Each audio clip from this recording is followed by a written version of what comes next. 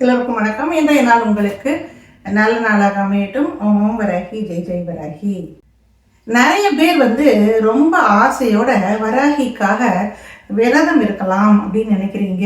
இப்போ பஞ்சமி வேற வருது இல்லையா? ஸோ இதை பற்றின நிறைய கேள்விகள் எனக்கு வந்தது. முடிஞ்ச வரைக்கும் நான் வாட்ஸ்அப் குரூப்பில் ஆன்சர் பண்ணேன். பட் இதை மொத்தமாக தொகுத்து கொடுக்கும் பொழுது கேள்வி கேட்டவங்க மட்டும் இல்லாமல் மற்ற பல பேருக்கு இது உபயோகமாக இருக்கும்னு நினைக்கிறேன். அதுக்காக தான் இந்த காணொளி. நீங்கள் இந்த விரதத்தை பற்றி தெரிஞ்சுக்கணுன்னா கண்டிப்பாக ஸ்கிப் பண்ணாமல் பாருங்கள். வராகி பற்றிய நல்ல நல்ல விஷயங்களை நம்ம சேனலில் ஷேர் பண்ணுறோம். விருப்பம் இருந்தால் நம்ம சேனலுக்கு சப்ஸ்கிரைப் பண்ணுங்கள். வராகி வழின்னு ஒரு வாட்ஸ்அப் குரூப் இருக்குது. உங்களுக்கு விருப்பம் இருந்தால் நீங்கள் அதுலேயே இணையலாம். வாங்க வீடியோக்குள்ள போகலாம். வராகி என்ற மாபெரும் சக்தி நம்ம எல்லாரையும் ஆட்கொண்டிருக்கிறதுன்னு சொன்னால் மிகையாகாது.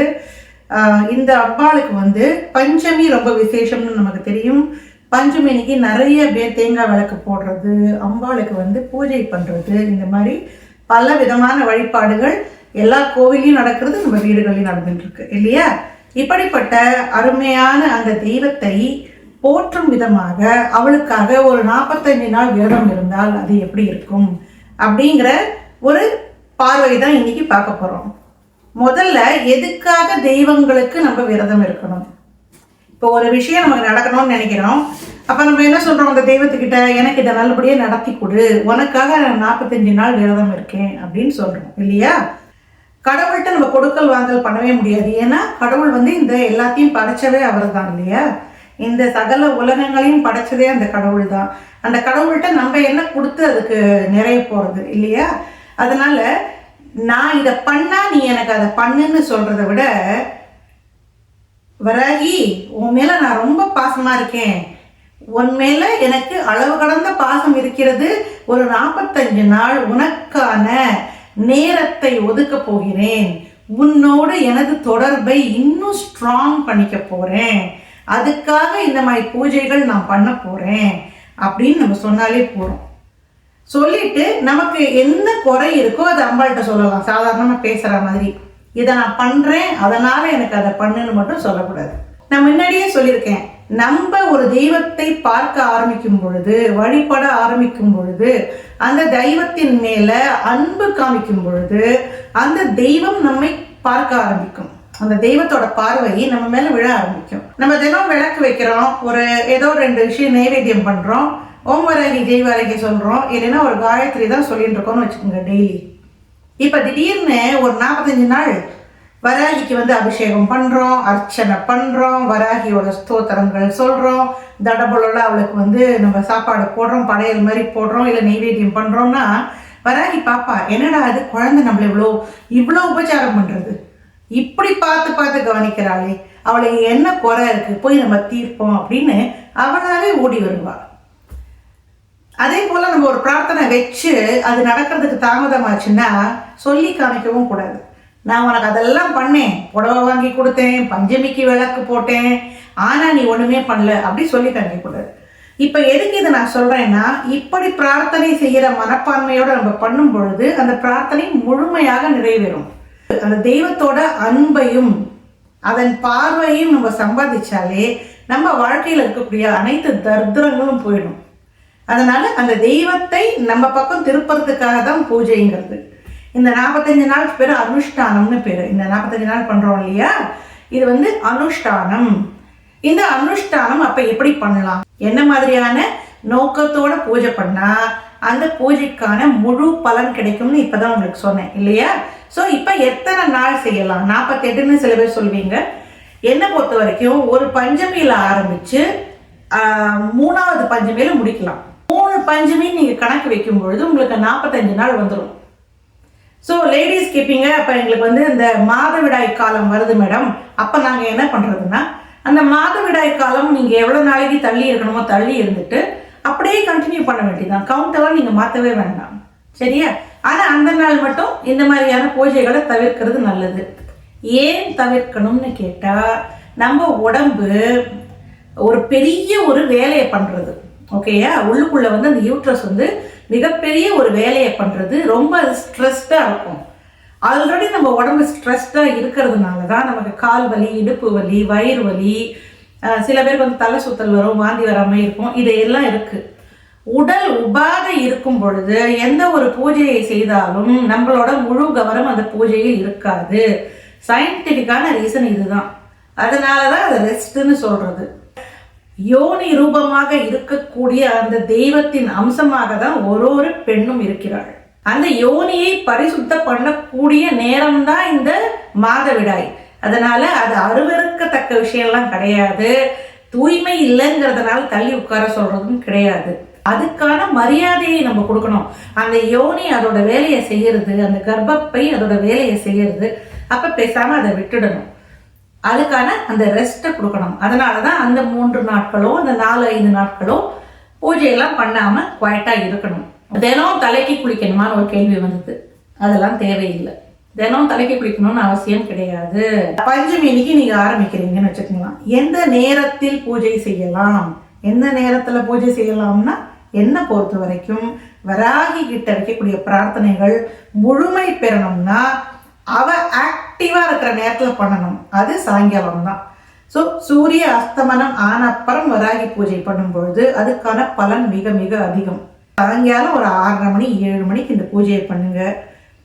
ஒரு பூஜை 45 நாள் நம்ம பண்ணணுங்கும் போது ஊருப்பட்ட விஷயங்கள் பண்ணக்கூடாது. சிம்பிளா வச்சுக்கணும். ஓகேயா? ஸோ முதல் நாள் நீங்க பஞ்சமி இன்னைக்கு தடபுடலாம் பண்ணலாம். சக்கரை பொங்கல் பண்ணலாம், நெய்வேத்தியம், லெமன் ரைஸ் பண்ணலாம், புளியோதரை, இல்லைன்னா பாயசம், சாதம், வடித்த சாதம், பருப்பு போட்டு நெய் போட்டு, அப்புறம் வெத்தலைப்பாக்கு, பழம், தேங்காய் எல்லாம் இந்த மாதிரி விஷயங்கள் எல்லாம் கொடுக்கலாம் அம்பாளுக்கு. சரியா? மற்ற நாளெல்லாம் நீங்கள் சிம்பிளாக பண்ணால் போகிறோம். பஞ்சமி மட்டும் தடபுடலாக அந்த பூஜை பண்ணுற போது ஏதாவது பண்ணலாம் நீங்கள். சரியா? இப்போ அம்பாளுக்கு உகந்த மலர்கள்னா செவ்வரளியில் அர்ச்சனை பண்ணுறது ரொம்ப விசேஷம். அம்பாளுக்கு செவ்வரளி ரொம்ப பிடிக்கும். சங்கு புஷ்பம் அம்பாளுக்கு அலங்காரம் பண்ணலாம் நீங்கள், அது ரொம்ப நல்லா இருக்கும். செம்பருத்தி பிடிக்கும் அம்பாளுக்கு. வாசனையாக இருக்கக்கூடிய இருவாட்சி பிடிக்கும். இந்த மாதிரி விஷயங்கள்லாம் வச்சு நீங்கள் அம்பாளுக்கு கண்டிப்பாக அர்ச்சனை பண்ணலாம் அம்பாளுக்கு. ஸோ இப்போ சாயங்காலம் 6 மணின்னா நீங்கள் முதல்ல பூஜை ஆரம்பிக்க போகிறீங்கன்னா அந்த ஃபஸ்ட்டு டே ஒரு மஞ்சள் பிள்ளையார் பிடிச்சு வச்சு விநாயகருக்கு ஒரு ஸ்லோகம் சொல்லிடுங்க.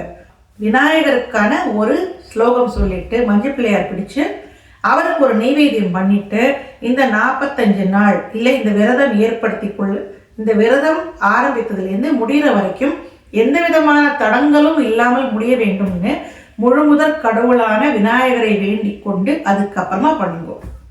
சரியா?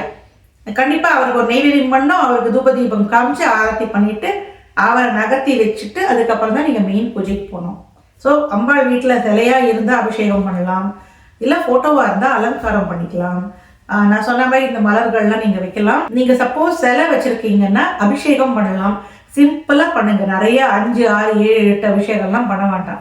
வெறும் மஞ்சள் தண்ணியை ஊற்றி அம்பாளுக்கு அபிஷேகம் பண்ணாலே போகிறோம். சிம்பிளாக வச்சுக்கும் போது தான் 45 டேஸ் பண்ணும்போது கஷ்டம் இல்லாமல் இருக்கும். அதுக்கப்புறமா என்ன பூஜை பண்ணலாம்னா 12 நாமாக்கள் பவர்ஃபுல். 12 நாமாக்களை நீங்கள் பல தடவை சொல்லலாம். இப்போ 10 தடவை சொன்னீங்கன்னு வச்சுக்கோங்க 12 நாமாக்கள், அதுவே 120 வந்துடும் இல்லையா நமக்கு. ஸோ நீங்கள் அதை ஓம் பஞ்சமியை நமக, ஓம் தண்டநாதாயி நமக, நமக நமக, ஓம் நமக, அதை சேர்த்துக்கணும் பேரோட. அவ்வளோதான். 12 நாமாக்கள் நம்ம சேனல்லையே இருக்குது, நீங்கள் இன்டர்நெட்டில் பார்த்தாலும் இருக்கும். தாராளமாக நீங்கள் அதை பண்ணலாம். சரி, அது இல்லாமல் வேற என்ன பண்ணலாம்னா அஷ்டோத்திரம் இருக்குது வராகிக்கு, இல்லை போற்றி இருக்குது, வராகி போற்றின்னு வரும். அது மாதிரியும் இருக்கு. கூகுள் பண்ணி நீங்கள் எடுத்து அம்பாளுக்கு 108 நாமாக்கள் வர மாதிரி இருக்கும், நீங்கள் பண்ணலாம். ஸோ என்ன கேட்டால் அந்த 45 டேஸில் அந்த பஞ்சமி இன்னைக்கு மட்டும் அஷ்டோத்திரம் படிங்க. மற்ற நாள்லாம் 12 நாமாக்களை உங்களால் எவ்வளோ தடவை சொல்ல முடியுமோ அவ்வளோ தடவை சொல்லி பூ போடலாம் அம்பாளுக்கு. இப்போ நீங்கள் ஏதோ செல்வ வளம் வேணும்னு கேட்குறீங்கன்னா மாதுளை முத்தால் அர்ச்சனை பண்ணலாம், அதுவும் ரொம்ப விசேஷம். இல்லை உங்களுக்கு பெரிய கடன் பிரச்சனை, நோய், இந்த மாதிரி பிரச்சனை இருக்குன்னு சொன்னால் குங்குமத்தால் அர்ச்சனை பண்ணலாம். சரியா? ஸோ அந்த என்ன இதுவோ அந்த மந்திரத்தை சொல்லி அர்ச்சனை பண்ணி முடிச்சுட்டு அம்பாளுக்கு அலங்காரம் முடிச்சாச்சு, அர்ச்சனை முடிச்சாச்சு, தூபம் காமிங்கோ. அம்பாளுக்கு அத்தர், புனுகு, ஜவ்வாது இந்த மாதிரியான வாசனை விஷயங்கள்லாம் ரொம்ப பிடிக்கும். அந்த மாதிரி நீங்கள் வாங்கி அம்பாளுக்கு அத்தர் ஸ்ப்ரேலேயே வருது, நீங்கள் ஸ்ப்ரே கூட பண்ணலாம் அந்த இடத்துல.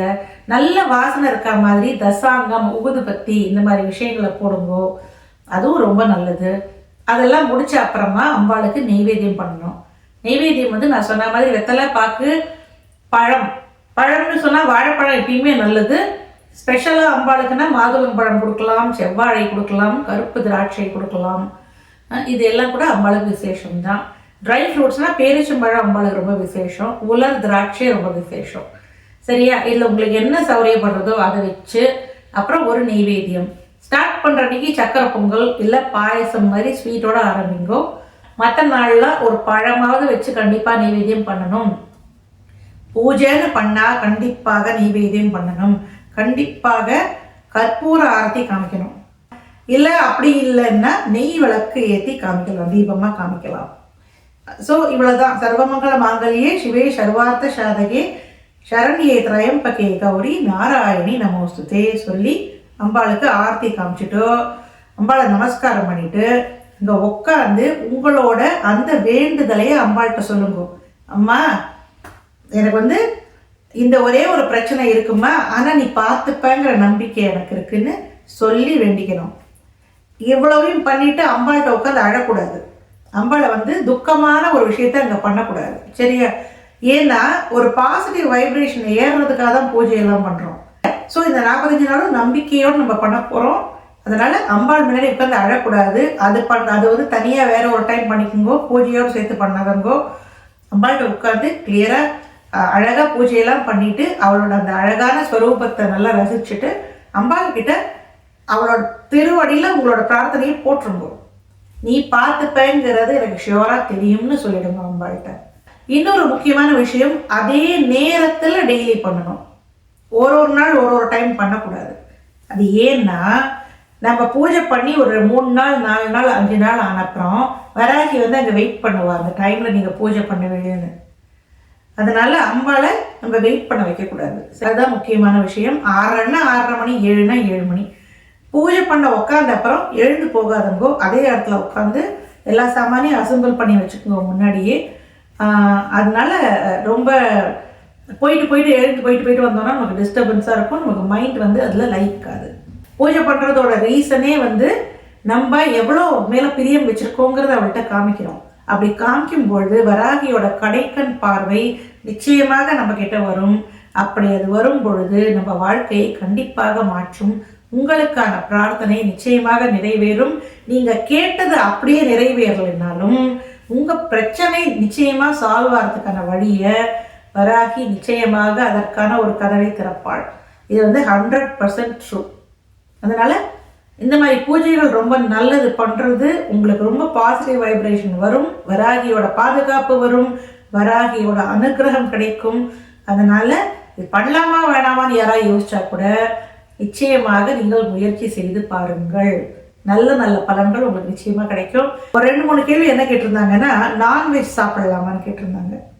என்னை பொறுத்த வரைக்கும் அறிவியல் ரீதியாக நீங்கள் நான்வெஜ் நிறையா சாப்பிட்டீங்கன்னா உங்களுக்கு ப்ரோட்டீன் நிறைய இருந்ததுன்னா ரொம்ப ஆக்டிவாக உடம்பு இருக்கும். உடம்பு ஆக்டிவாக இருந்ததுன்னா மைண்டு ஆஃப் ஆகிடும். அப்போ பூஜை பண்ணும்போது உங்களுக்கு ரெஸ்ட்லெஸ்ஸாக இருக்கும் மைண்டு. சரியா? எழுந்து எதாவது பண்ணலாம் போல தோணும். அந்த ரீசன்னால தான் இந்த மாதிரிலாம் பண்ணக்கூடாதுன்னு சொல்கிறது. பட் இப்போ ஒரு பழமொழி சொல்லுவாங்க, ஒரு வைத்தியர் யாருக்கோ மருந்து கொடுக்கும்போது இந்த கருங்குரங்க திங்க் பண்ணாத அப்படின்னு சொன்னால் அதை சாப்பிடும்போது அது மட்டும்தான் நமக்கு ஞாபகம் வரும். அந்த மாதிரி ஏதாவது ஒன்று பண்ணாதன்னு சொன்னால் நம்ம மனசு அதை தான் தேடும். அதனால் எந்த விதமான ரெஸ்ட்ரிக்ஷனும் வச்சுக்காதீங்க. உங்களுக்கு நான்வெஜ் சாப்பிடணும், நீங்கள் ரொம்ப மீட் பிரியர்னா சாப்பிடுங்க, ஒன்றும் பிரச்சனை கிடையாது. ஓகே? சாயங்காலம் சுவாமி கிட்ட உட்காரும்போது குளிச்சுட்டு பூஜையை பண்ணாலே போகிறோம். மனசு சுத்தம் ரொம்ப ரொம்ப முக்கியம். உடம்பு சுத்தத்தை விட ரொம்ப ரொம்ப முக்கியம் மனசு சுத்தமாக இருக்க வேண்டும். இந்த நேரத்தில் நம்ம ரொம்ப ரொம்ப கவனமாக இருக்க வேண்டியது அடுத்தவங்களை குறை சொல்கிறது, அடுத்தவங்களை பற்றி ஏதாவது என்ன சொல்கிறது, காசிப் பண்ணுறது, இந்த வம்பு பேசுறது, அவங்களை பற்றி பின்னாடி பேசுறது, இல்லை கெட்ட விதமான எண்ணங்களோட சில பேரை பார்க்கறது, நியாயமே இல்லாமல் திட்டுறது அடுத்தவங்களை, இந்த மாதிரியான விஷயங்கள்லாம் பண்ணக்கூடாது. ஸோ மனசு தூய்மை முக்கியம். ஒரு விரதம்னு இருக்கும் பொழுது உடலை விட நம்ம மனசை தான் நம்ம கவனிக்கணும். அந்த மனசு எப்பயுமே எல்லாருமே நல்லவங்களா இருக்க மாட்டோம், நமக்குள்ளேயும் சில சில குரூரங்கள் இருக்கும். இந்த மாதிரி நேரத்துல அது வெளியே தலை காட்டாம நம்ம பார்த்துக்கிறோம். ஏன்னா எதனாலன்னா வராகி நம்ம கிட்ட வரா, இப்ப அவளோட பார்வை முழுசா நம்ம மேல இருக்கு. அவ தண்டனாதா. நம்ம இந்த மாதிரி தாட்ஸ் எல்லாம் வச்சுட்டு இருந்தோம்னா முதல் அடி நமக்கு தான் வரும். ஸோ நீங்க மீட் சாப்பிட்றதுனால அம்பாள் அடிக்க மாட்டா. பட் இந்த மாதிரியான தாட்ஸோட பூஜை பண்ணீங்கன்னா அவ பார்வை உங்க மேல இருக்கும் பொழுது முதல்ல நம்மளே அவள் கண்டிப்பா. அதனால அந்த ஒரு விஷயத்துல ரொம்ப ரொம்ப கேர்ஃபுல்லா இருங்க. இது உங்களுக்கு ஏதாவது விதத்துல யூஸ்ஃபுல்லா இருக்கும்னு நினைக்கிறேன். பஞ்சமி வந்துட்டே இருக்கு, இந்த சனிக்கிழமை வருது. ஸோ உங்களில் யாராவது இந்த மாதிரி ஒரு விரதத்தை கடைபிடிக்கலாம், இந்த மாதிரி அனுஷ்டானங்கள் பண்ணலாம்னு நினைச்சா கண்டிப்பாக செய்யுங்கள். வராகியின் அனுகிரகமும் அவளது பாதுகாப்பும் உங்களுக்கு நிச்சயமாக இருக்க வேண்டும் என்று எல்லாம் வல்ல அன்னையை நான் வேண்டிக் கொள்கிறேன். இந்த காணொளி உங்களுக்கு பிடிச்சிருந்தா ஒரு லைக் போடுங்க, உங்க உற்றார் உறவினர் எல்லாருக்கும் ஷேர் பண்ணுங்க. நம்மளோட சேனலுக்கு உங்களுக்கு விருப்பம் இருந்தால் கண்டிப்பாக இணையலாம். இன்னொரு காணொளியில் கூடிய விரைவில் சந்திப்போம். நன்றி. ஓம் வராகி, ஜெய் வராகி.